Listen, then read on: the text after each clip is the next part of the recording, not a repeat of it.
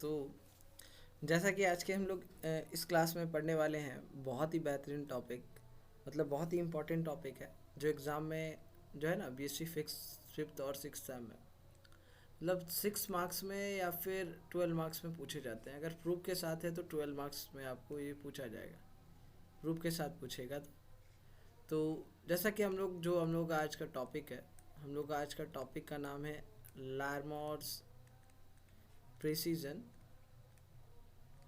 या फिर and लार्मोर्स theorem, लार्मोर्स theorem. ठीक है, ये हम लोग का आज का क्लास का टॉपिक है। तो देखिए डियर स्टूडेंट्स, क्या है कि जो हम बात कर रहे हैं दैट मीन्स कि यहाँ पर लार्मर्स प्रिसीजन का, तो ये क्या है चलिए समझते हैं।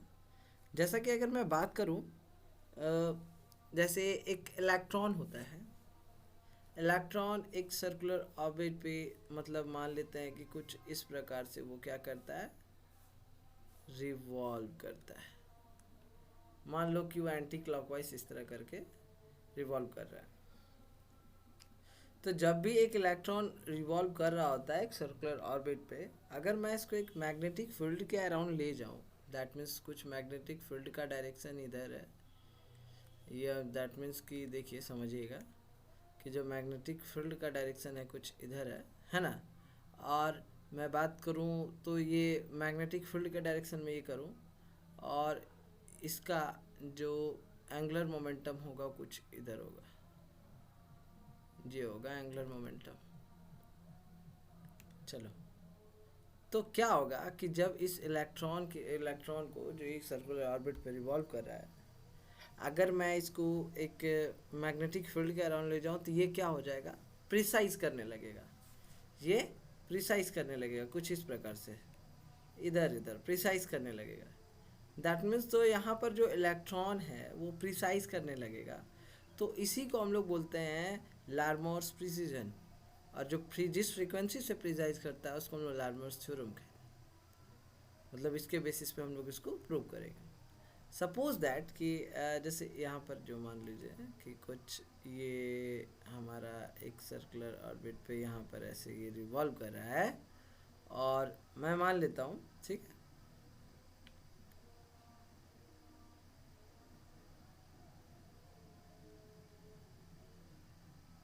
चलिए अब आगे देखते हैं। अब क्या है कि अगर मैं मान लूँ, सपोज दैट ये हमारा कुछ मैग्नेटिक फील्ड है, कुछ एंगुलर मोमेंटम होगा ना, ये मान लेते हैं एल वेक्टर। तो मान लेता हूँ कि जो लार्मस थ्योरम के अकॉर्डिंग जो फ्रीक्वेंसी होगा, जिस फ्रीक्वेंसी से प्रिसाइज कर रहा है उसको मान लेता हूँ ओमेगा एल, वो बराबर होगा ई बी अपॉन में 2m के।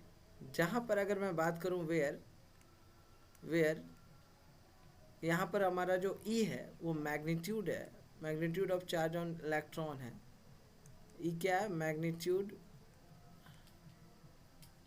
Of charge on electron. और यहाँ पर मैं बात करूँ एम का, m is basically it is the mass of electron, mass of electron. और हमें पता होना चाहिए कि एस जो ओमेगा है, ओमेगा जो होता है उसका वैल्यू होता है 2 पाई म्यू, 2 पाई म्यू, ये हमें पता होना चाहिए।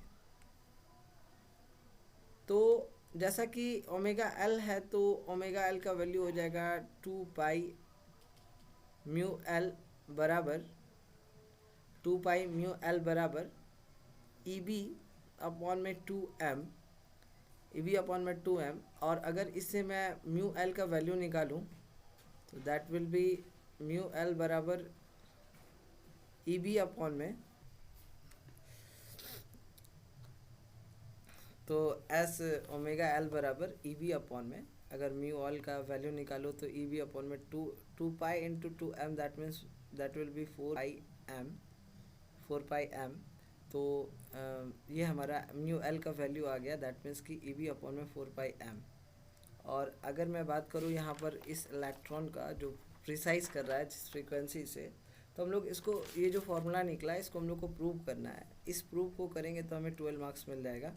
और दैट मीन्स कि ये जो डायग्राम है, इस डायग्राम को मैं कट करके यहाँ से निकालता हूँ ताकि आगे इसको अच्छे से इसको आगे एक्सप्लेन कर पाऊँ। चलिए देखिए, ये हो गया, न्यू पेज में इसको ले आता हूँ। चलिए ठीक है। तो जैसा कि अगर मैं प्रूफ का बात करूं तो हमें पता है दैट मीन्स कि जो मोशन है इलेक्ट्रॉन का वो जैसे देख सकते हैं कि एक चार्ज इलेक्ट्रॉन का मोशन एक तरह का एक चार्ज लूप बना रहा है। चार्ज लूप बना रहा है तो उसका कुछ मैग्नेटिक फील्ड होगा ही होगा। तो सीधा सीधा यहाँ बोल सकते हैं कि the motion of an electron around the nucleus is equivalent to the current loop, and as we know the formula of current, that means कि हमें current का formula पता है क्या, कि current बराबर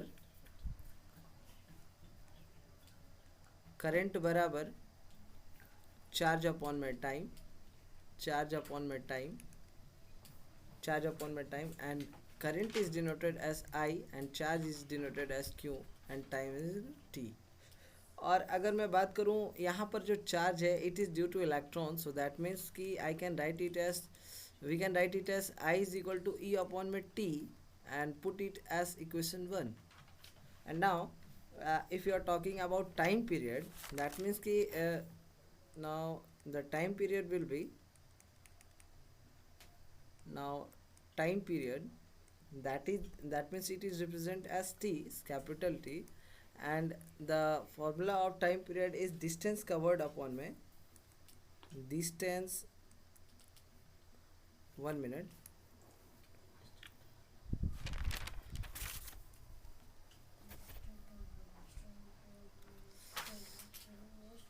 simple we can write it as distance covered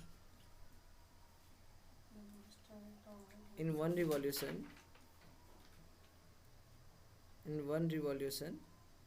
upon में speed of electron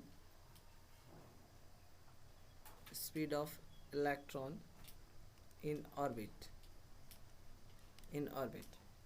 now simply we can derive it as t is equal to distance covered in one revolution, that means it is completely look like as a closed circular orbit, that means a circular path है ना, circular path।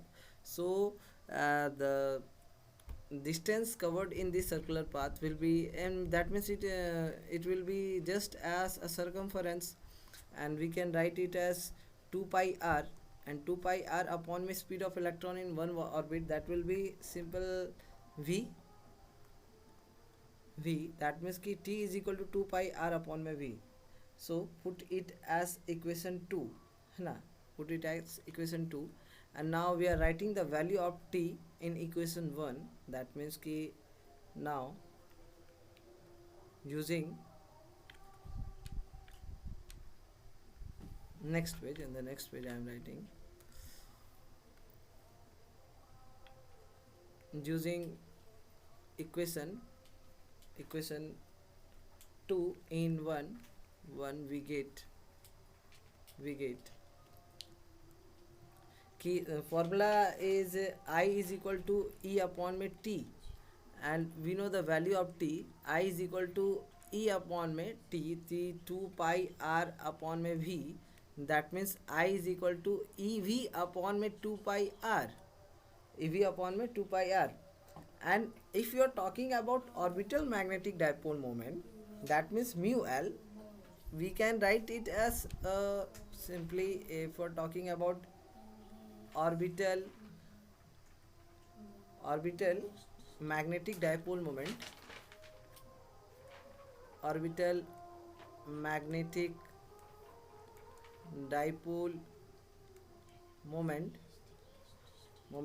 that means simply we can represent it as mu L is given by mu L बराबर I into A, and here area will be pi r square, and the value of I is EV upon में 2 pi r। see from just it is written in the above equation, so EV upon में 2 pi r into area will be pi r square, so if you are calculating this, that means pi r and pi r, no wait, pi and r square में से एक are चला जाए तो फिर यहाँ पर बचेगा, दैट मीन्स कि म्यू एल बराबर ई वी आर अपॉन में 2, ये हमारा ऑर्बिटल मैग्नेटिक डाइपोल मोमेंट यहाँ से मिल जाएगा। तो इसको इक्वेशन हम 3 अगर मान ले, दैट मीन्स कि हमारा ये हो गया म्यू एल बराबर ई वी आर अपॉन में 2, ई वी आर अपॉन में 2। अब इस क्या करेंगे, इस इक्वेशन 3 को यहाँ से कट कर लेते हैं और इसको ले आते हैं हम लोग नेक्स्ट पेज में। दैट मीन्स कि if you are taking this equation in the new page and we have to calculate the value of mu l upon m l. So यहाँ देखिए क्या है कि अगर मैं, that means if you are multiplying m with numerator and denominator, that means कि mu l बराबर e bracket m we r upon m 2m, and as we know that कि L बराबर M we R, so that means कि it is what it is called, it is a magnitude of orbital angular momentum of electron. And if you are recording the if you are putting the value of mvr that is equal to L, that means कि mu L बराबर E L upon m 2m है ना, E L upon m 2m। And अगर इसका mu l upon m L निकालूँ तो that means ये हो जाएगा सिंपल ई अपॉन में 2m। ये जो है ये हमारा हो गया इक्वेशन 4। और जब भी यहाँ पर जो इलेक्ट्रॉन है, इलेक्ट्रॉन ऑर्बिट जो है एक डाइपोल का काम कर रहा है, दैट मीन्स कि देखिएगा, समझिएगा इस पॉइंट को कि जब एक एटम को हम किसी भी मैग्नेटिक फील्ड में रखते हैं तो एक तरह का टॉर्क एक्सपीरियंस करता है। तो टॉर्क एक्सपीरियंस करता है, दैट मीन्स कि अगर इसको हम न्यू पेज में आए, देखिए क्या है कि सिंपल एक इलेक्ट्रॉन है, इलेक्ट्रॉन इस पॉइंट पे इस सर्कुलर ऑर्बिट में रिवॉल्व कर रहा है। और मान लेते हैं कि ये वेट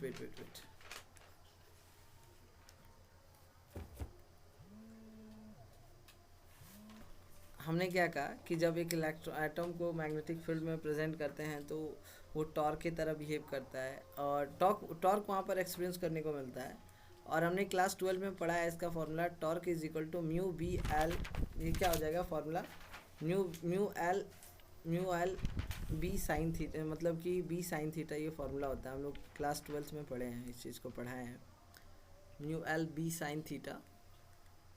ये हम इसको मान लेते हैं next equation, that means equation 4। और देखिए क्या है कि टॉर्क के कारण से यहाँ पर क्या होगा, एंगुलर मोमेंटम चेंज करेगा अकॉर्डिंग टू रिलेशन। तो यहाँ पे अगर मैं बात करूँ, ये है और ये हमारा मैग्नेटिक फील्ड का डायरेक्शन है और ये हमारा सर एंगुलर मोमेंटम है। और इस बार क्या होगा कि सर हमारा एंगुलर मोमेंटम चेंज करेगा क्योंकि टॉर्क के कारण से, क्योंकि जब हम एटम को प्लेस करते हैं मैग्नेटिक फील्ड पे तो टॉर्क वहाँ एक्सपीरियंस करने को मिलता है। टॉर्क यहाँ पर जो होगा ये परपेंडिकुलर होगा इसके, दैट मीन्स कि ये टॉर्क हो गया। यहाँ देखो अब इस बार क्या होगा, ये थोड़ा सा ये डिस्प्लेस करेगा, मान लेते हैं कि स्मॉल डिस्टेंस डी एल, ये तो हम बना रहे हैं, ये सिंपल है, ये डिस्प्लेस किया, मान लेते हैं कि डी एल। और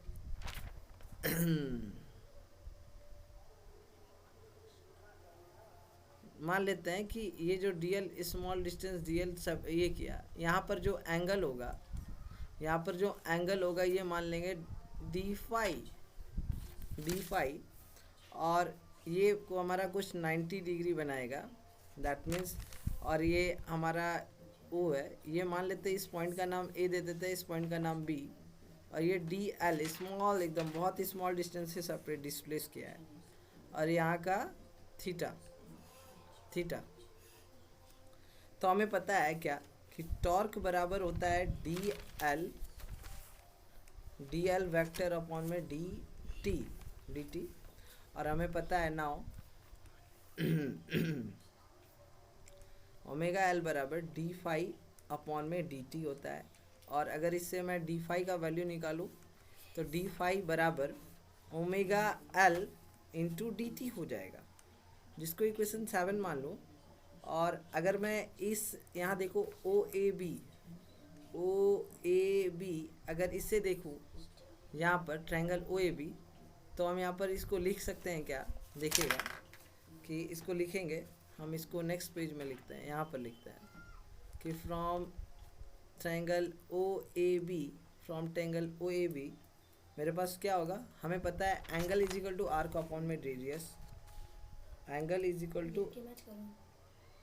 इक्वल टू आर्क अपॉन में रेडियस। यहाँ पर आर्क हमारा क्या होगा, ए बी होगा, और रेडियस क्या होगा, ओ बी होगा। आर्क अपॉन में रेडियस, तो यहाँ पर देखिए एक चीज़, यहाँ पर एंगल हमारा कितना है, डी फाई है, एंगल हमारा डी फाई है, आर्क कितना है, डी एल है, और रेडियस कितना है, एल साइन थीटा है, एल साइन थीटा। तो इसको मान लूँगा मैं इक्वेशन 8, इसको इक्वेशन 8। अब देखिए 7 और 8 को जब मैं कंपेयर करूँ, यहाँ 7 और 8 को मैं जब कंपैरिजन करूँगा तो हमारा क्या आएगा, हमारा बेसिकली आएगा हमारा जब मैं कंपैरिजन करूँगा, comparing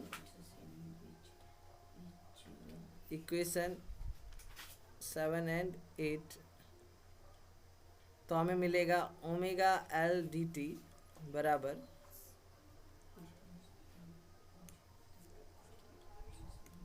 omega L D T बराबर आपको मिलेगा क्या, D L upon m L sine theta, L sine theta. और यहाँ पर अगर मैं एक काम करूँ छोटा सा, कि जो डी टी है इसको इधर भेज दूँ, तो यहाँ देखो ये हमारा नेक्स्ट पेज में आता हूँ, ठीक है, हमारा आया ओमेगा एल बराबर D L upon m L sine theta, ये हमारा कुछ आया। तो अगर मैं ओमेगा एल डी टी बराबर ना, तो अगर डी टी को इधर भेज दूँ तो डी एल, एक मिनट, डी एल बराबर डी टी, और इसको हम लोग कुछ इस तरह लिख सकते हैं, into 1 upon m L sine theta, ठीक है। चलो अब देखो इसको मैं इस तरह लिख सकता हूँ। तो अब आगे भी देखिए कि जो डी एल अपॉन में डी टी है, हमने यहाँ वैल्यू निकाला है, देखो वो होता है टॉर्क के बराबर। तो ओमेगा एल बराबर torque upon m L sine theta, torque upon m L sine theta. और हमें पता है टॉर्क का वैल्यू हमने क्लास 12 में भी पढ़ा है, ओमेगा एल बराबर mu l b sine theta by m, यहाँ पर है एल साइन थीटा। यहाँ देखिए, यहाँ साइन थीटा और साइन थीटा कट हो जाएगा, तो हमारा कुछ मिलेगा वैल्यू, क्या देखिए समझिएगा। अब यहाँ देखो डब्ल्यू एल बराबर ये हमारा आएगा mu l upon m L, और बी को बाहर लिख दूँ, बी को बाहर, तो हमारा वैल्यू आएगा ये mu l upon m L को हम लोग क्या जानते हैं, ये ई अपॉन में 2m। देखिए हम लोग यहाँ पर देखिए, यहाँ इस फॉर्मूला में देखिए ई अपॉन में 2m जानते हैं ना, तो इसको हम लोग वहाँ लिख सकते हैं डब्ल्यू एल बराबर ई अपॉन में 2m, और यहाँ पर b। और देखिए अगर इस यहाँ पर अब क्या किया जाए, देखिए ओमेगा एल है, तो ओमेगा एल का वैल्यू हमने देखो यहाँ पर होगा, ओमेगा एल का वैल्यू 2 पाई म्यू, तो यहाँ लिख सकते हैं 2 पाई म्यू एल बराबर ई बी अपॉन में 2m। तो हम यहाँ पर इसको लिख सकते हैं ई बी अपॉन में 2m।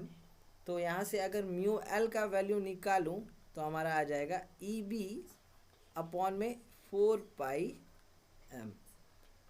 ये हमारा प्रूफ था लार्मोर्स प्रिसीजन। तो क्या है वो हम लोग देख लिए, ये लार्मोर्स थ्योरम का ये हमारा प्रूफ था, ठीक है। तो आज की क्लास में हम लोग इतना ही रखते हैं, मिलेंगे नेक्स्ट क्लास में। ऐसे तो इलेक्ट्रॉन स्पिन, स्पेस क्वांटाइजेशन, ये सब टॉपिक्स हमने पहले कवर कर लिया है।